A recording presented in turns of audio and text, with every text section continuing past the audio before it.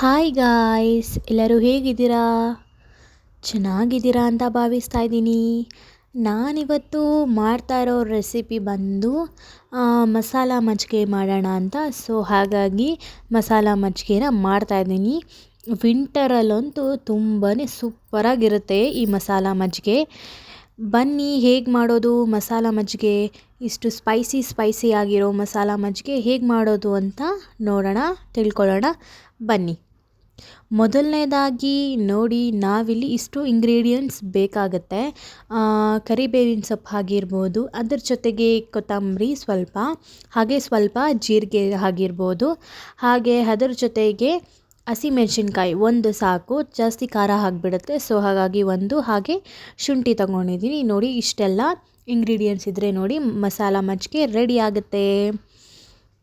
So ಹಾಗಾಗಿ ಈಗ ಒಂದು ಜಾರ್ ತೊಗೊಂಡಿದ್ದೀನಿ. ಆ ಜಾರ್ಗೆ ನಾವೇನೆಲ್ಲ ಇಂಗ್ರೀಡಿಯೆಂಟ್ಸ್ ಇಟ್ಕೊಂಡಿದ್ವಿ, ಕೊತ್ತಂಬರಿ ಆಗಿರ್ಬೋದು, ಹಾಗೆ ಕರಿಬೇವಿನ ಸೊಪ್ಪು ಆಗಿರ್ಬೋದು, ಅದರ ಜೊತೆಗೆ ಶುಂಠಿ ಆಗಿರ್ಬೋದು, ಶುಂಠಿನೂ ಸ್ವಲ್ಪ ಹಾಕಬೇಕು, ಇಲ್ಲಾಂದರೆ ತುಂಬ ಖಾರ ಆಗುತ್ತೆ. ಅದಾದ ನಂತರ ಹಸಿಮೆಣಸಿನ್ಕಾಯಿ ಒಂದನ್ನು ಈ ಥರ ಹಾಕ್ತಾಯಿದ್ದೀನಿ ನೋಡಿ. ನೆಕ್ಸ್ಟ್ ಜೀರಿಗೆ, ಇಷ್ಟನ್ನು ನಾವು ನೀಟಾಗಿ ಮಿಕ್ಸಿ ಜಾರ್ಗೆ ಹಾಕ್ಕೊಂಡು ರುಬ್ಕೊಳ್ಬೇಕಾಗತ್ತೆ. ನೋಡಿ, ಈ ಥರ ರುಬ್ಕೊಂಡಿದ್ದೀವಿ, ಜಾಸ್ತಿ ತಿನ್ನಗೂ ರುಬ್ಬಿಲ್ಲ. ನೋಡಿ, ಈ ಥರ ರುಬ್ಬಿದ್ದೀವಿ. ಈಗ ಒಂದು ಬೌಲ್ ತೊಗೊಂಡು ಅದಕ್ಕೆ ಕರ್ಡನ್ನ ಹಾಕ್ಕೊಳ್ತಾ ಇದ್ದೀನಿ.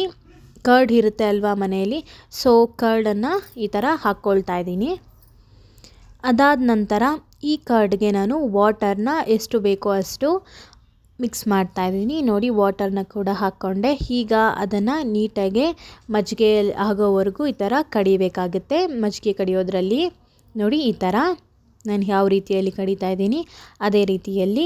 ಅದು ಮೊಸರು ಇರೋದೆಲ್ಲ ಮಜ್ಜಿಗೆ ಆಗಬೇಕು ಅಲ್ವಾ, ಸೊ ಹಾಗಾಗಿ ಈ ಥರ ನೋಡಿ, ಮೊಸರು ಎಲ್ಲ ಯಾವ ಥರ ಈ ಥರ ಎದ್ದು ಬಂದಿದೆ ನೋಡಿ. ಇವಾಗ ಮಜ್ಜಿಗೆ ಎಷ್ಟು ಕ್ಲಿಯರಾಗಿ ಕಾಣಿಸ್ತಿದೆ ಅಲ್ವಾ. ಸೊ ಈಗ ನಾವು ರುಬ್ಬಿಟ್ಕೊಂಡಂತಹ ಮಿಶ್ರಣವನ್ನು ಇದಕ್ಕೆ ನೀಟಾಗಿ ಆ್ಯಡ್ ಮಾಡ್ಕೊಳ್ಬೇಕಾಗತ್ತೆ. ನೋಡಿ, ಈ ಥರ ನೀಟಾಗಿ ಆ್ಯಡ್ ಮಾಡ್ಕೊಳ್ಬೇಕು. ಎಷ್ಟು ಚೆನ್ನಾಗಿ ಕಾಣಿಸ್ತಿದೆ ಅಲ್ವಾ. ಈಗಲೇ ನೋಡಿ, ಮೊಸರು ಎಲ್ಲ ಯಾವ ಥರ ಹೀಗೆ ಮೇಲೆ ಕಾಣಿಸ್ತಾ ಇದೆ, ಮಜ್ಜಿಗೆ ಮಾತ್ರ ಇದೆ ಒಳಗಡೆ. ಅದಕ್ಕೆ ನೀಟಾಗೆ ಕಡಿಬೇಕು ಒಂದು ಸ್ವಲ್ಪ ಹೊತ್ತು. ನೋಡಿ, ಈಗ ಮಿಕ್ಸಿ ಜಾರಲ್ಲಿ ಇದ್ದಿದ್ದೆಲ್ಲ ಈ ಥರ ಸ್ವಲ್ಪ ವಾಟರ್ ಹಾಕ್ಕೊಂಡು ಇದಕ್ಕೆ ಹಾಕ್ಕೊಳ್ತಾ ಇದ್ದೀನಿ. ನೋಡಿ, ತುಂಬಾ ಖಾರವಾಗಿ ಸೂಪರಾಗಿರುತ್ತೆ ಈ ಥರ ಮಸಾಲೆ ಮಜ್ಜಿಗೆ. ನೋಡಿ, ಇದು ಮಿಕ್ಸಿ ಜಾರ್ದು ಎಲ್ಲ ಹಾಕ್ಕೊಂಡಿದ್ದ ನಂತರ ಈಗ ಹಿಂಗೆ ಬರುತ್ತೆ ಅಲ್ವಾ, ಸೊ ಹಿಂಗನ್ನು ಕೂಡ ಇಲ್ಲಿ ಹಾಕ್ಕೊಳ್ತಾ ಇದ್ದೀನಿ. ಚೆನ್ನಾಗಿರುತ್ತೆ ಹಿಂಗೆ ಹಾಕಿದ್ರೂ ಕೂಡ. ಸೊ ಹಾಗಾಗಿ ಹಿಂಗೆ ಸ್ವಲ್ಪ ಹಾಕ್ಕೊತಾ ಇದ್ದೀನಿ, ಜಾಸ್ತಿ ಹಾಕ್ತಾಯಿಲ್ಲ, ಸ್ವಲ್ಪ ಈ ಥರ ಹಾಕ್ಕೊತಾ ಇದ್ದೀನಿ. ಜಾಸ್ತಿ ಹಾಕಿದ್ರೆ ಹೊಟ್ಟೆಯಲ್ಲಿ ಹುರಿ ಬರೋ ಥರ ಎಲ್ಲ ಆಗುತ್ತೆ, ಸೊ ಹಾಗಾಗಿ ಹಾಕ್ತಿಲ್ಲ. ಈಗ ರುಚಿಗೆ ತಕ್ಕಷ್ಟು ಉಪ್ಪನ್ನು ಕೂಡ ಹಾಕ್ತಾಯಿದ್ದೀನಿ. ಎಷ್ಟೇ ಏನೇ ಮಾಡಿದ್ರೂ ಉಪ್ಪು ಹಾಕಿದ್ರೆ ಅಲ್ವಾ ಅದ್ರ ರುಚಿ, ಸೊ ಹಾಗಾಗಿ ಉಪ್ಪನ್ನು ಕೂಡ ಹಾಕ್ತಾಯಿದ್ದೀನಿ. ನೋಡಿ, ಈ ಥರ ನೀಟಾಗೆ ಎಲ್ಲ ಮಸಾಲೆ ಹಾಗೂ ಉಪ್ಪು ಏನೆಲ್ಲ ಹಾಕಿದ್ದೀವಿ ಇಂಗ್ರೀಡಿಯೆಂಟ್ಸ್ ನೀಟಾಗಿ ಈ ಥರ ಮಿಕ್ಸ್ ಮಾಡ್ಕೊಳ್ಬೇಕಾಗತ್ತೆ. ನೋಡಿ, ಮೊಸರು ಕೂಡ ಹೇಗೆ ಮೇಲೆ ಎದ್ದಿದೆ, ಮಜ್ಜಿಗೆ ಮಾತ್ರ ಎಷ್ಟು ಚೆನ್ನಾಗಿ ಕಾಣಿಸ್ತಿದೆ ಅಲ್ವಾ. ಬನ್ನಿ ಈಗ ಸರ್ವಿಂಗ್ ಬೌಲ್ಗೆ ಶಿಫ್ಟ್ ಮಾಡ್ಕೊಳ್ಳೋಣ. ನೋಡಿ, ಎಷ್ಟು ಚೆನ್ನಾಗಿದೆ ಅಲ್ವಾ. Wow, super. ನೋಡ್ತಾ ಇದ್ರೇ ಮಜ್ಜಿಗೆ ಕುಡಿಬೇಕು ಅಂತ ಅನಿಸುತ್ತೆ. ಮಸಾಲೆ ಮಜ್ಜಿಗೆ ತುಂಬ ಸ್ಪೈಸಿಯಾಗಿ ಸೂಪರಾಗಿರುತ್ತೆ. ವಿಂಟರ್ ಟೈಮಲ್ಲಂತೂ ಸಖತ್ತಾಗಿರುತ್ತೆ ಅಂತಲೇ ಹೇಳ್ಬೋದು. ಸೇಮ್ ಮೇಲ್ಕೋಟೆ ಮಜ್ಜಿಗೆ ಥರನೇ ಇರುತ್ತೆ, ಸೂಪರಾಗಿರುತ್ತೆ ಫ್ರೆಂಡ್ಸ್. ಇನ್ನೂ ಯಾರೆಲ್ಲ ಟ್ರೈ ಮಾಡಿಲ್ಲ, ಒಂದು ಸತಿ ನೀವು ಕೂಡ ಟ್ರೈ ಮಾಡಿ, ಸಖತ್ತಾಗಿರುತ್ತೆ ನೋಡಿ. ವಾವ್, ಸೂಪರ್ ಅಲ್ವಾ. ಕೊತ್ತಂಬರಿ ಆಗಿರ್ಬೋದು, ಹಾಗೂ ಏನೆಲ್ಲ ಮಸಾಲೆ ಇಂಗ್ರೀಡಿಯೆಂಟ್ಸ್, ಜೀರಿಗೆ ಆಗಿರ್ಬೋದು, ಅದೆಲ್ಲ ಹೇಗೆ ಕಾಣಿಸ್ತಿದೆ ನೋಡಿ, ಸೂಪರಾಗಿ ಕಾಣಿಸ್ತಿದೆ ಅಲ್ವಾ. ಸೊ ಅಟ್ರಾಕ್ಟಿವ್, ಹಾಗೆ ಟೇಸ್ಟ್ ಕೂಡ ಅದೇ ಥರ ಮಸಾಲೆ ರೀತಿಯಲ್ಲಿ ತುಂಬಾ ಚೆನ್ನಾಗಿರುತ್ತೆ ಅಂತ ಹೇಳ್ಬೋದು. ಇಲ್ಲ ನಿಮಗೆ ಅದು ಮಸಾಲೆ ಎಲ್ಲ ಬಾಯಿಗೆ ಕೊತ್ತಂಬರಿ ಎಲ್ಲ ಸಿಗುತ್ತೆ ಅಂತಾದರೆ ಈ ಥರ ಶೋಧಿಸ್ಕೊಳ್ಬೋದು.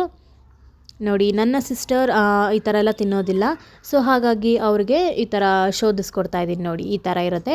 ಇದಕ್ಕೂ ಕೂಡ ತುಂಬಾ ಚೆನ್ನಾಗಿರುತ್ತೆ. ಆ ಥರ ಕುಡಿದ್ರೂ ಚೆನ್ನಾಗಿರುತ್ತೆ. ಒಬ್ಬೊಬ್ಬರಿಗೆ ಬಾಯಿಗೆ ಸಿಗೋದು ಆ ಥರ ಎಲ್ಲ ಇಷ್ಟ ಆಗಲ್ಲ ಕೊತ್ತಂಬರಿ ಎಲ್ಲ, ಅವರು ಈ ಥರ ಶೋಧಿಸ್ಕೊಂಡು ಕುಡಿಬೋದು, ಸೂಪರಾಗಿರುತ್ತೆ. ಆ್ಯಂಡ್ ಗಾಯ್ಸ್, ಈ ರೆಸಿಪಿ ನಿಮಗೆ ಇಷ್ಟ ಆಗಿದರೆ ಪ್ಲೀಸ್ ಲೈಕ್ ಮಾಡಿ, ಶೇರ್ ಮಾಡಿ, ಹಾಗೂ ಕಮೆಂಟ್ ಮಾಡಿ. ತಪ್ಪದೆ ನಮ್ಮ ಚಾನಲ್ನ ಸಬ್ಸ್ಕ್ರೈಬ್ ಮಾಡಿ. Thank you.